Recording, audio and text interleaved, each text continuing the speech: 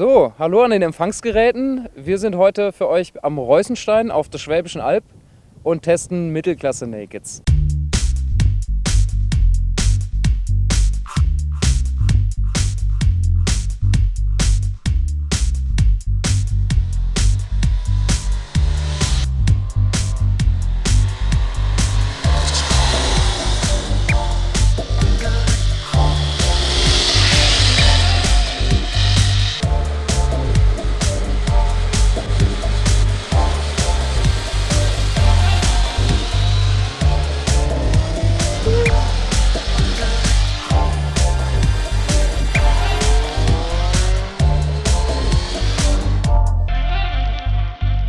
Andi, wir haben zwei Gruppen im Feld, Dreizylinder und Vierzylinder. Du beschäftigst dich mit den Dreizylindern. Vielleicht kannst du uns mal was zur Zusammenstellung erzählen oder zum Feld an sich. Gut, also die Dreizylinder sind ja mittlerweile fast die größte Gruppe Motoren in der Mittelklasse. Wir haben drei Dreizylinder, die MV Agusta 800, die MT-09, die den größten Motor in diesem Feld hat, und die neue Street Triple 765, die jetzt die 675 ablöst und versucht da aufzuschließen. Kann man da schon eine Einordnung vornehmen, wo die Motorräder in etwa stehen? Ja, das ist im Moment noch ein bisschen schwierig, weil wie gesagt, die MT-09 ist ja ein bockstarkes Ding. Vor allen Dingen mit ihrem klasse Motor ist sie nicht so leicht vom Thron zu stoßen. Die MV Agusta ist super handlich, hat geile Federelemente und tolle Reifen, gute Bremsen. Und die Triumph, die gefällt eigentlich durch ihr Gesamtpaket und die scheint schon gute Karten zu haben, sich da ganz vorne mit reindrängeln zu können. Also wird spannend. Okay, du hast das Thema schon aufgeworfen, Hubraum, und damit vielleicht auch mal zu den Vierzylindern. Also Mittelklasse, traditionell 750 Kubik, 800 Kubik, da tut sich was. Die Kawa macht jetzt, stößt das Tor nach oben auf mit 950 Kubik, schon sehr nah dran an der Tausender und satte 200 Kubik immerhin vor der Suzuki. Und vielleicht auch das schon mal vorwegzunehmen, natürlich fährt sich das ganz anders, geht der Motor ganz anders als so ein 750er. Ja, aber ist denn jetzt dieser Hubraumvorteil auch wirklich ein wirklich spürbarer und nutzbarer? Hat die Kawasaki da jetzt wirklich auf der Straße Vorteile dadurch oder kann die Suzuki durch ihr Handling oder sonstiges irgendwie Paroli bieten? Also man muss sagen, die Suzuki, auch die ist ein sehr rundes Gesamtpaket und trotz Hubraumnachteil kein Motorrad, das man hier vergessen sollte. Aber natürlich spürt man diesen riesen Hubraumbonus von der Kawasaki. Was gleichzeitig auch bedeutet, dass sie für einen Vierzylinder, die ja vergleichsweise durchzugsschwach, oder andersrum, die Dreizylinder in der Klasse sind deshalb so stark, weil sie gut durchziehen. Dieses Manko hat die Kawa damit ausgewetzt, kann man schon sagen. Auf der anderen Seite hat natürlich eine MT-09 jetzt auch schon 860 Kubik und auch der Motor geht natürlich fantastisch. Ja? Aber das ist natürlich nicht alles. Also, ja. Nee, Hubraum ist natürlich nicht alles und ich muss sagen, also mir hat der Motor von der Yamaha bis jetzt fast am besten gefallen. Obwohl ich meinen Hut ziehen muss vor der Kawasaki, die hat mich richtig überrascht, wie schön der Motor geht, wie gut er ist. Ich weiß jetzt nicht, was dir am besten gefallen hat hier. Ich würde eigentlich auch sagen Kawasaki. Und zwar nicht nur Motor, der natürlich durch seinen Hubraum Plus wirklich mit Ausnahme der Yamaha eigentlich den anderen schon davonfährt, sondern es ist wirklich das Gesamtpaket. Also Fahrwerk, sie fährt wahnsinnig handlich, die Bremse funktioniert super, tolles ABS. Auf der anderen Seite fehlt der Kawa natürlich die Traktionskontrolle. Andi, wie sieht es aus in der Mittelklasse? Ja, Muss man eine haben? muss man eigentlich nicht haben. Und wenn, dann sollte man eine gut funktionierende haben, weil es gibt natürlich auch hier Lösungen, die sehr defensiv abgestimmt sind.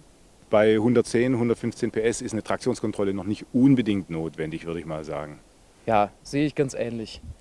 Gut, aber ob jetzt die Kawasaki wirklich hier Top of the Pops ist, da bin ich mir noch nicht so sicher. Also die Triumph, wie gesagt, hat für mich einen ganz starken Eindruck gemacht. Naja, also ich denke, dieses Fazit kann man schon mal ziehen. Das Hubraum Plus, das die Street Triple jetzt bekommen hat, wertet das Motorrad enorm auf. Auf jeden Fall. Und die Kawasaki, die kann mit ihrem Hubraum auch schon wuchern. Also wird spannend am Ende.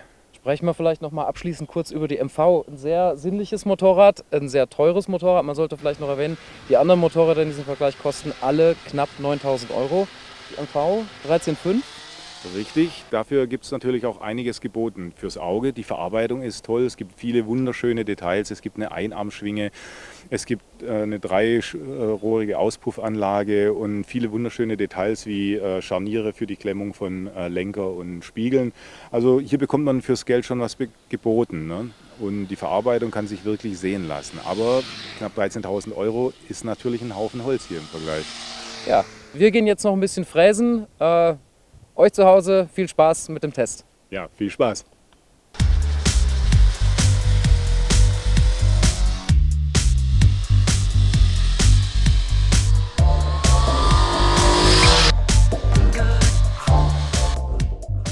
Also, Zeit fürs Fazit. Auf Platz 5, MV Agusta Brutale 800. Ein wahnsinnig sinnliches Motorrad, ein erregendes Motorrad, aber nach objektiven Maßstäben kein herausragend gutes Motorrad. Sehr spitz, sehr aggressiv, schwer zu fahren, anstrengend, nichts für jeden Tag. Hut ab vor jedem, der sich sowas zulegt und Spaß damit hat. Wir finden objektiv, andere Motorräder fahren schöner. Auf Platz 4, die erste Überraschung, Yamaha MT-09. Ein Motorrad, das sich wirklich über seinen Motor definiert. Wie wir schon gesagt haben, wahnsinniger Druck, irre Fahrleistung, aber dem Fahrwerk hat es uns ein bisschen an Stabilität gefehlt. Es ist sehr komfortabel, es ist sehr langstreckentauglich, sehr aufrechte Ergonomie, aber in schnellen, engen Kurven ist viel Bewegung im Fahrwerk. Da hat uns auf Platz 3 die Suzuki GSX S57 wesentlich besser gefallen. Die hat zwar Schwächen beim Durchzug, fährt den anderen Motorrädern da ein bisschen hinterher, aber das Fahrwerk ist wirklich stark, zielgenau, stabil, straff, mit großen Reserven auch zu zweit. Gute Bremse, ähnlich gut und besser wie die der Yamaha und insgesamt ein rundes Gesamtpaket, das auch im Alltag wirklich gut funktioniert. Auf Platz 2, Triumph Street Triple S. Ein Motorrad, das sehr zielgenau fährt, sehr stabil fährt, sehr fein und wertig gemacht ist, gute Ausstattung, gute Verarbeitung. Das Einzige, was uns an der Triumph gestört hat, war die Traktionskontrolle, die wirklich sehr defensiv regelt. Davon abgesehen, ein wirklich klasse Motorrad und zeitlos schön.